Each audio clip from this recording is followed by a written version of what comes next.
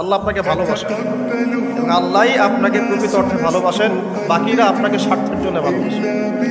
মনে রাখবেন, প্রকৃত অর্থে শুধু আল্লাহই তার বান্দাদেরকে ভালোবাসেন, বাকিরা মানুষের অবস্থানকে ভালোবাসে, মানুষের ব্যক্তি সত্তাকে নয়, আপনার আত্মাকে নয়, আপনার অবস্থানকে। এটা আপনি হারে হারে উপলব্ধি করবেন যত দিন যাবে। বাকি বিষয়গুলো স্বার্থকেন্দ্রিক। আল্লাহ রাব্বুল আলামিনের ভালোবাসা স্বার্থকেন্দ্রিক নয়, নিঃস্বার্থ। আল্লাহর জন্য ভালোবাসেন। মাকে ভালোবাসেন আল্লাহর জন্য, বাবাকে ভালোবাসেন আল্লাহর জন্য, আপনি সন্তান সন্ততিকে ভালোবাসেন আল্লাহর জন্য, স্ত্রীকে ভালোবাসেন আল্লাহর জন্য। তাদের জন্য করেন আল্লাহকে সন্তুষ্ট করার জন্যে, তাদের কাছে কিছু পাওয়ার আশায় না। যখন আপনি কারোর কাছে কিছু পাওয়ার আশা করবেন, তখন তার কাছ থেকে কষ্ট পাবেন। যখন কারোর কাছে কিছু পাওয়ার জন্য আপনি আশা করবেন, তখন তার কাছে কষ্ট পাবেন।